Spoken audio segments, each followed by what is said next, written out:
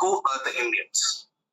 Till the early 20th century, it was believed that India was inhabited by Aboriginal Stone Age tribes till around 1500 BC, when Indo-Europeans called Aryans invaded the subcontinent from Central Asia with horses and iron weapons. Indian civilization was seen as a direct result of this invasion. Although the date was entirely arbitrary and not backed by any textual or archaeological evidence, this theory appeared to fit the pattern of later Central Asian invasions, as well as explain certain linguistic similarities between Indian and European languages. Most importantly, it was politically convenient at that time, as it painted the British as merely latter day Aryans with a mission to civilize the natives. This theory, however, had to be drastically revised when the remains of the sophisticated Harappan civilization were discovered. They proved that Indian civilization clearly predated 1500 BC. Oddly, the Aryan invasion theory was not thrown away. It was now argued that a people called the Dravidians, supposed ancestors of the modern day Tamils, created the Indus cities, and that these cities were destroyed by the invading Aryans. This theory too ran into trouble. There is virtually no archaeological or literary evidence of such a large scale invasion. As we shall see, the Harappan cities did not suddenly collapse but suffered a slow decline as a key river dried up and environmental conditions deteriorated. Just by looking around, it will be obvious to anyone that India is home to a bewildering array of castes, tribes, and language groups. Some of these groups came to India in historical times: Jews, Parsis, Ahoms, Turks, to name a few. However, there are also many populations that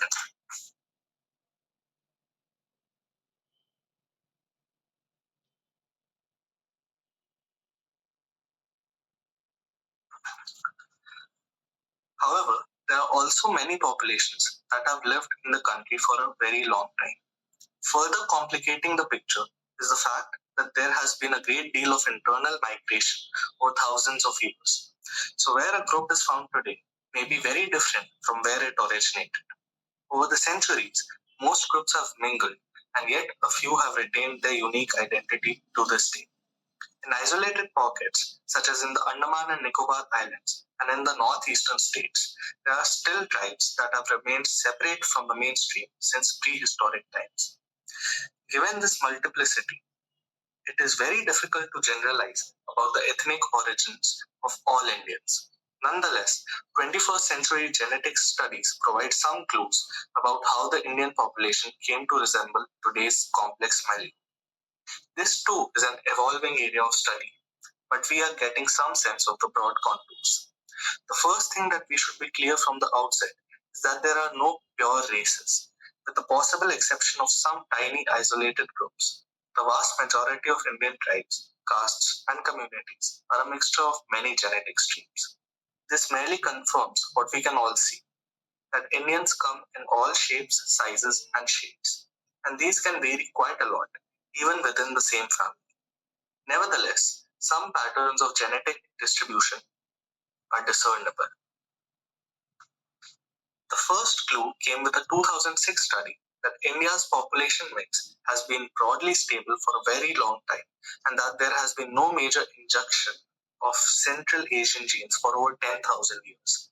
This means that even if there had been a large scale influx of so called Indo Europeans, it would have taken place more than 10,000 years ago, long before iron weapons and the domestication of the horse. Similarly, the study suggests that the population of the Dravidian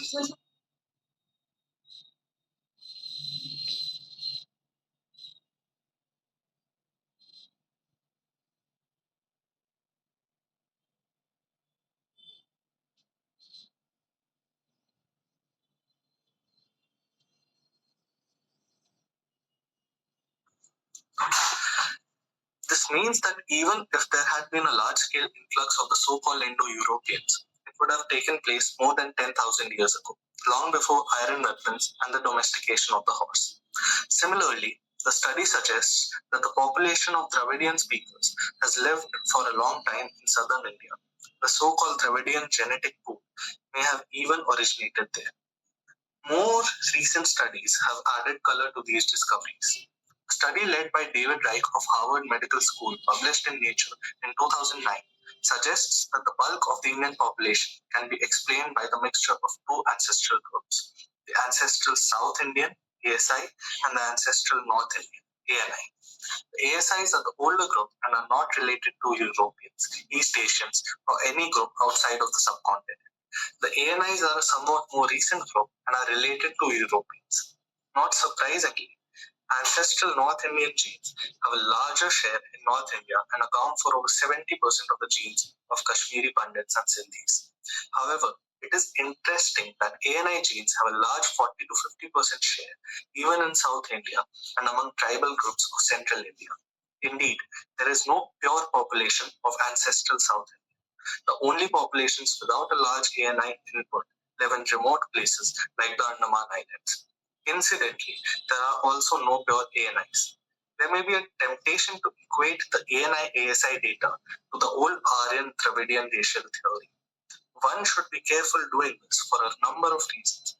First, the ANI and ASI are not pure races in the 19th century sense. Rather, they are merely different genetic cocktails that each contain many strands. Second, the term Aryan and Dravidian are not just about genetic ancestry, but carry strong cultural connotations. While the ANI genes are more widespread amongst speakers of Indo-European languages and the ASI genes in Dravidian language speakers, there is a tendency to extrapolate this to cultural innovations of much later times. For instance, the people called Aryans are usually linked to the Vedic tradition, while the Dravidians to the Sangam literary tradition. This is not meaningful to the ANI-ASI framework because we are dealing with genetic mingling that started well over 10,000 years ago, a lot earlier than the Vedic tradition, Sangam literature, or the Harappan civilization. We are dealing with small bands of hunter-gatherers and early farming communities rather than the thundering war chariots, iron weapons, and fortified cities that are said to have been part of an Aryan-Dravidian rivalry. In other words, after thousands of years of mixing, Indians are most closely related to each other, and it is pointless splitting hair over who is more Aryan and who is more Dravidian. The story of Manu, the Indian Noah, sums up the genetic findings surprisingly well. He was said to have been the king of Dravidians prior to the flood, but is repeatedly mentioned in the Vedic tradition as an ancestor. A word of caution: India is a large and diverse country. There are many communities that will not fit a simple ANI-ASI framework. In the country's northeast and along the Himalayas, for instance, we find large genetic inputs from Tibeto-Burmans. In historical times alone, we know of genetic inflows of Arab, Ahom, Turk, Jewish, Iranian, and European extract. The deliberate north-south axis of the ANI-ASI approach should not be expected to explain all genetic variation across the country. It is merely the starting point of a very interesting line of study that could not only explain our prehistory, but provide key tools for next generation medicine. One point, however, is clear, that Indians are a mongrel lot who come in all shapes, sizes, and complexion. Genetics has merely confirmed what we can all see. Of course, the genetic links of North Indians to some Europeans and Iranians corroborates linguistic linkages that were discerned in the 19th century. Most of the evidence is centered around a gene mutation called R1A1, and more specifically, a subgroup R1A1A. This gene is common in North India and among East Europeans such as the Czechs, Poles, and Lithuanians. There are smaller concentrations in South Siberia, Tajikistan, northeastern Iran, and in Kurdistan, that is, mountainous areas of northern Iraq and adjoining areas. Interestingly, however, the gene is rare among Western Europeans, Western Iranians, and through many parts of Central Asia. In other words, we are dealing with R1A1A population concentrations that are separated by vast distances from each other. How did they get there? A study by Peter Underhill et al., published in 2010 in the European Journal of Human Genetics, found that the oldest strain of the R1A1A branch was concentrated in the Gujarat Sindh Western Rajasthan area. suggesting that this was close to the origin of this genetic group. European carriers of R1A1A also carried a further mutation, M458. That this is not found at all in the Asian cousins. That is not found at all in the Asian cousins. Since the M458 mutation is estimated to be at least 8,000 years old, the two populations appear to have separated before or during the Great Flood. Thus, the genetic linkages between North Indians and East Europeans are best explained by the sharing of a distant common ancestor, perhaps from before the end of the last ice age. We do not really know why the Asian and European branches separated, although it is tempting to assume that it has something to do with climatic changes. Note that the most common lineage in Western Europe is R1b. This is related to R1A1 and possibly also originated in the Persian Gulf area. But the two lineages separated a long time ago, probably during or before the last ice age. Compared to R1A1, India has relatively low concentrations of R1. My interpretation is that we are dealing with two major genetic dispersals occurring from the Persian Gulf, Maghra and Gujarat region at different points in the climatic cycle. One occurred at the onset or during the last ice age, with R1b carriers heading mostly west, and another occurred around the time of flood involving R1A1 carriers. The genetic and cultural links between North Indians and Eastern Iranians are due to the second dispersal, but possibly with additional input from a later migration of some lineages northwestward from India. As we shall see in the next chapter, there is reason to believe that some Indian tribes moved westward to Iran and beyond during the Bronze Age. In addition, cultural linkages could have been kept alive by trade. The spread of Indian culture to Southeast Asia is in ancient times, and more recently, the accelerated popularity of the English language in the post-colonial period show that one does not need either conquest or large-scale migration to drive linguistic and cultural exchange. The reality of complex back and forth linkages make it very difficult to decode history using the linguistic layers. This may explain why traditional timelines based on linguistics are far shorter than those being suggested now by genetics and archaeology. Castes or tribes. There is one further insight that genetics hint at the dynamics of India's caste system. India is not unique in having developed a caste system. Through history, we have seen different versions of the caste system in Japan, Iran, and even in classical Europe. What is remarkable about Indian castes is their persistence over thousands of years, despite changes in technology, political conditions, and even religion. The system has even survived centuries of strong criticism and opposition from within the Hindu tradition. It was once thought that the caste system had something to do with the Aryan influx and the imposition of a Sangha Mitra shown. The Y chromosomal data is in origin for Indian caste communities. Genetic studies suggest that Indian castes are profoundly influenced by founder events. Roughly speaking, this means that castes are created by an event when a group separates out and turns itself into an endogamous tribe. Over time, this process leads to a heterogeneous milieu of groups and subgroups, sometimes combining and sometimes splitting off. The result is that, despite centuries of mixing, we do not have a unified population, but a complex network of clans. This is a good description of the messy, jati-based social system that exists to this day. Genetics also tell us that there is no real difference between groups that we differentiate today as castes and tribes. As India's leading geneticist, Dr. Lalji Singh puts it, it is impossible to distinguish castes and tribes from the data. This supports the view that castes grew directly out of tribe-like organizations during the formation of Indian society. The one exception to the finding that all Indian groups are mixed is the indigenous people of the Andaman Islands. In order to appreciate the messiness of the Jati system of castes, note the distribution of the R1A1 genetic haplogroup. The genes many Indians share with Eastern Europeans. Their distribution in India across region and caste is telling. It is present in high concentration among high caste Brahmins of Bengal and Konkan, as well as in Punjabi Khatris. But it also shows up in tribes such as the Chenchus of Andhra Pradesh. In other words, the Chenchu tribesman is closely related to an upper caste Bengal and a blonde Lithuanian. You never know where you will bump into relatives. A paper published in the Journal of Human Genetics in January 2009 argues that the R1A1 lineage probably originated in India.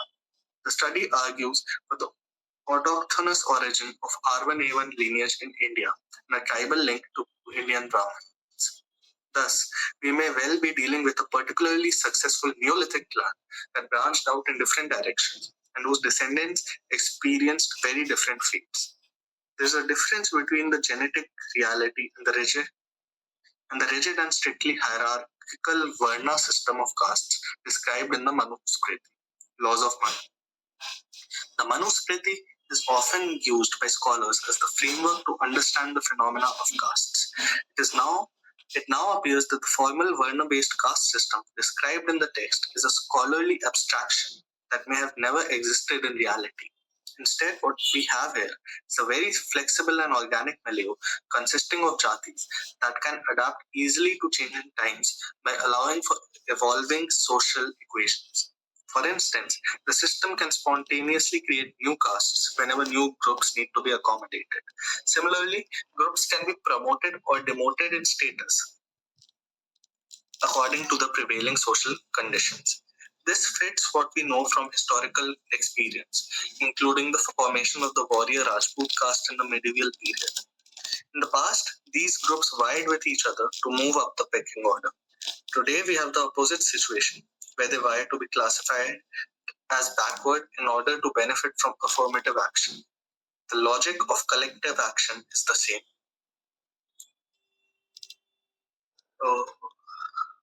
Chapter 1 में mostly stone age discuss किया and genetic evidence के basis पे Aryan invasion को disprove किया कि पहले ही migrations लोग बाहर भी जा रहे थे अंदर भी आ रहे थे. हाँ, और आगे का हम कल पढ़ेंगे. ठीक है. कल हमने जो पढ़ा था उसे रिवाइज कर सकते हैं एक बार अगर आप. हाँ, हाँ, तो कल तो सिविलाइजेशनल कंटिन्यूटी के बारे में बात हुई थी कि इंडियन सिविलाइजेशन और उसकी ज्योग्राफी और हिस्ट्री कैसे लिंक्ड है, ये उसकी बुक के इंट्रोडक्शन में बताया गया था बेसिकली. एंड देन कहा था कि इंस्क्रिप्शंस की बात हुई थी कि मौर्यन डायनेस्टी ने दिल्ली में कुछ इंस्क्रिप्शंस डाले थे अपने, जैसे कि एम्परर अशोक ने डाले थे. फिर उसके बाद जो भी आया है, जैसे कि गुप्ता डायनेस्टी हो या फिर ब्रिटिशर्स भी हो या फिर मुगल्स भी हो, कुतुब मीनार का एग्जांपल लेके और फिरोज शाह तुगलक के एग्जांपल लेके बताया कि सब लोग यहाँ पे आके उसी तरीके से पिलर्स लगा देते थे. सो ये एक तरीके से यहाँ पे जो भी आता है इस लैंड में वो समझ जाता है कि सिविलाइजेशन बहुत पुरानी है एंड अपना एक मार्क इन हिस्ट्री छोड़ने के लिए जो भी रूलर्स होते हैं अपने टाइम के, वो ब्रिटिश हो या मुगल्स हो या फिर इंडिया के लोग हो, सब पिलर्स सेम तरीके से डालता है. इसके अलावा कोई एक पॉइंट जो था वो था हाँ, अब आज जो है, आज और कल जो पढ़ा है चैप्टर 1 में, वो बेसिकली इंडियन सब कॉन्टिनेंट में लोग कैसे आए स्टोन एज से. स्टार्टिंग में तो कॉन्टिनेंट्स जुड़े हुए थे और फिर टूट रहे थे, उन सब की बातें हो रही थी. Then the main question was कि इंडिया में लोग कहाँ से आए.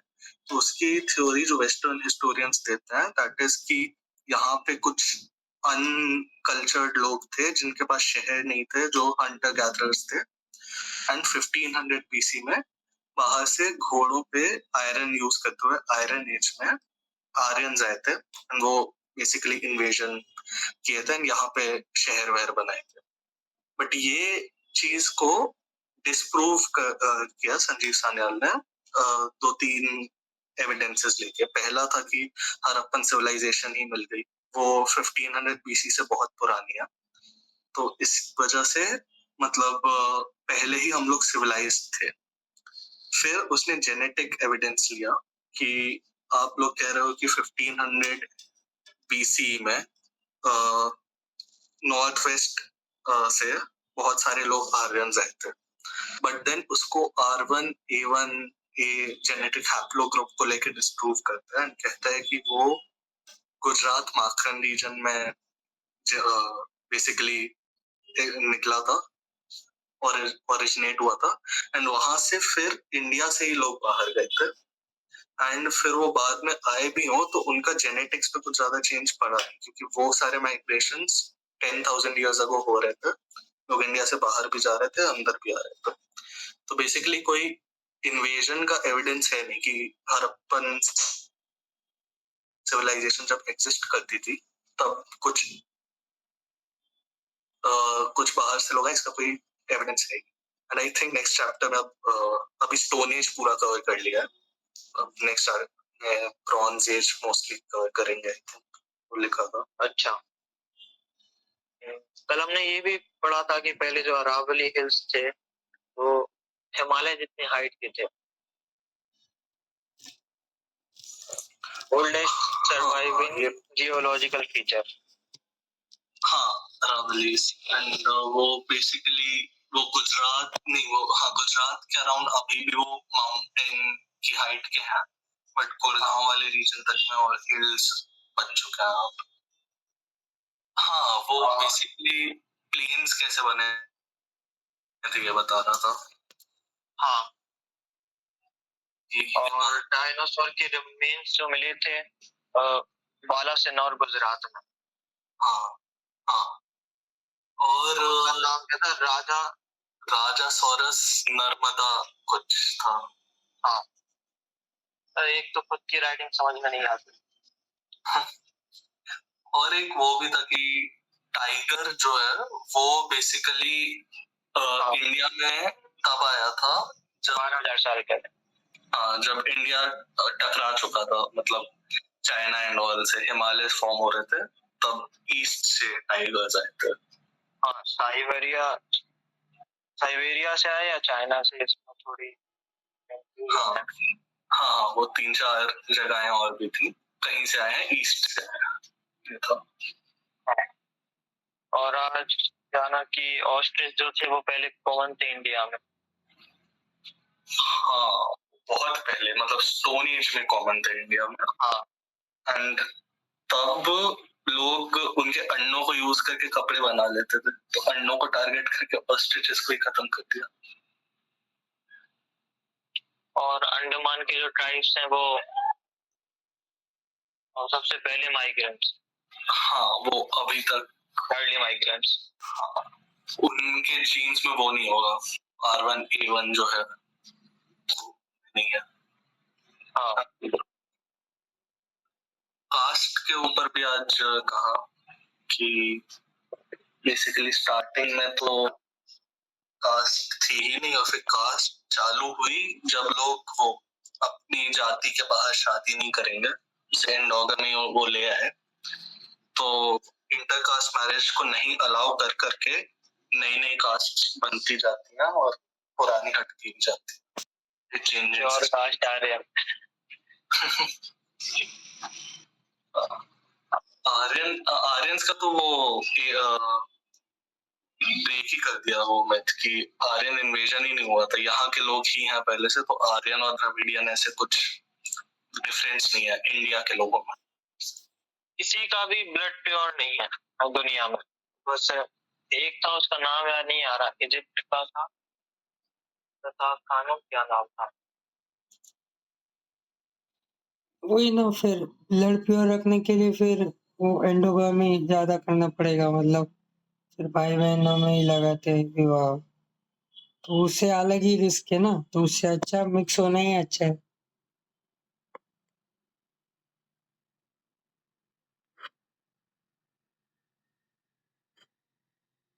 और रूट कौन सा है वो नहीं पता चला अभी तक इनका अंडमान सेंटिनलीज आइलैंड वाले जो आइलैंडर्स है वो किस रूट से उधर पहुंचे वो एम्बिग्यूअस ऐसे बोले। और सिंहलीज लोग ये शायद से आगे के चैप्टर में आता है कि श्रीलंका में कैसे पहुंचे थे। अंडमान आइलैंड्स के जो आइलैंडर्स है ना हम्म, सेंटिनल हाँ आइलैंड्स उनका रूट नहीं पता उधर कैसे गए। नहीं उनका रूट बताया था, उनका बताया था कि ये इंडिया श्रीलंका ये सब जो है होने के पहले ये जमीन ऊपर ही थी, तो वो अफ्रीका से निकलते हुए वहां पहुंच गए, लेकिन अब वहां पे पानी आ गया बीच की जगहों में। बहुत जगह है इंडिया के कोस्ट लाइन में जहाँ पे शहर है बट वो मतलब अंडर वाटर डूब गया। वो देख के पता चलता है, मैरीटाइम आर्कियोलॉजिस्ट ने वो खोजा कि वहां पे थे। कल भी बताया था कि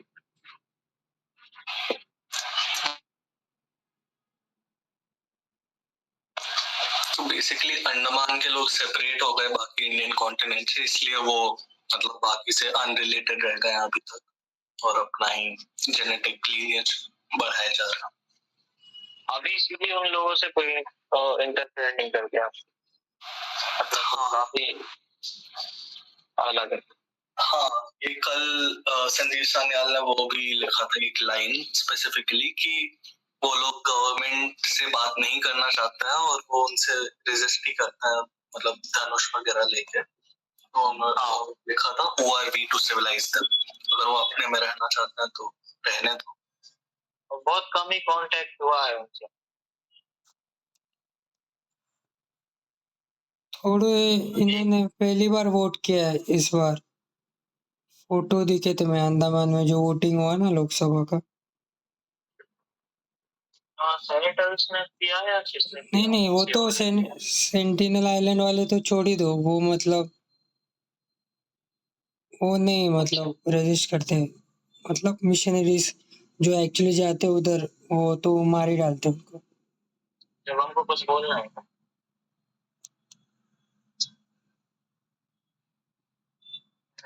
ये क्या था, यूट्यूबर या कोई तो गया था क्रिश्चियन लड़का, उसे मार दिया था।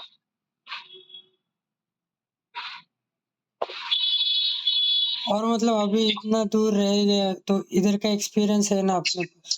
हाँ बोलो। देखो ये नहीं समझता ये मिशनरी लोग जो ये नए नए जगह पे जाके क्यों इतना कर रहे हैं, जो उनका करंट ग्राउंड है यूरोप में, पूरा वेस्टर्न सिविलाइजेशन पूरा कोलैप्स हो रहा है, उसको संभाल लो पहले भाई। क्या तो नहीं वो नया तो जगह तुम मतलब जाके इतना वो उधर भी रिफ्ट बना रहे हो लोगों में आपस में। गुड न्यूज है ना, गुड न्यूज बताना होता है कि मतलब अगर तुम्हें पता यूरोप की बात कर रहे हो कि यूएसए की बात कर रहे हो? यूरोप मतलब यूरोप यूरोप सही है, बट जो भी इमिग्रेशन फ्रेंडली यूरोपियन कंट्री वो तो है, उधर भी इमिग्रेशन को अमेजोन में भी करते हैं ना, अमेजोन में जो ट्राइब्स है ना जंगल में, तो क्या है फिलोसॉफी या थियोलॉजी की, ये गुड न्यूज है कि क्राइस्ट आया है और वो तुम्हारे सिंस के लिए मरा है। हाँ हाँ तो अगर हाँ बोलो क्या। नहीं नहीं, मैं वही थोड़ा डिटूर कर गया, वही मिशनरी का नाम सुन के बस ऐसे आप अंडमान पे आ जाइए बस। नहीं तो वो प्रोसेलेटाइज करने का है ना कि मतलब क्या बोलते द क्या सोल्स को हार्वेस्ट करना होता है उसको बोलते हैं, और खेत क्या कुछ तो बेच दिया वर्धमान ने, पढ़ लो कोई।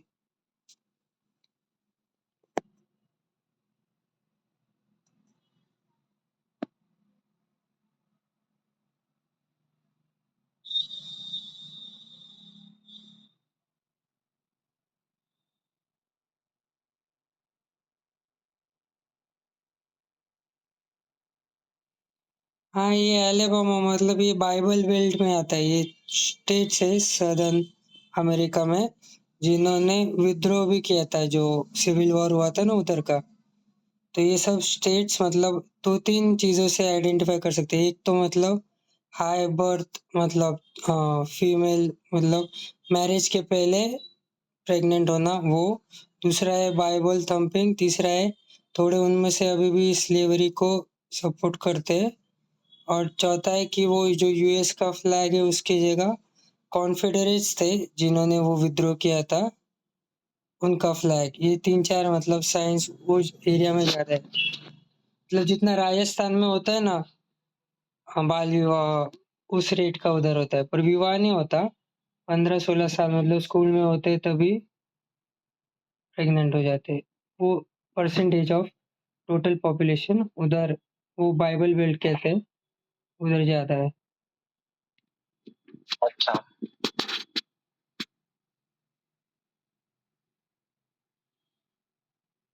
ये केस तो अपने यहाँ के ही है, नॉर्थ सेंटिनल आइलैंड। नहीं, वो उधर से आया था, मतलब ये जो व्यक्ति था हाँ, यूएस से illegally। आया था। हाँ, यूएस भी मतलब पूरा जनरलाइज नहीं कर सकते ना, जैसे इंडिया को पूरा जनरलाइज नहीं कर सकते, तो वो हाँ, उस पट्टे में से था।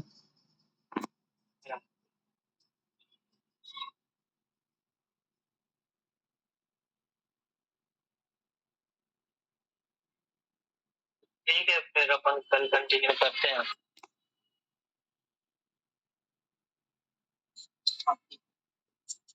बाय। बाय।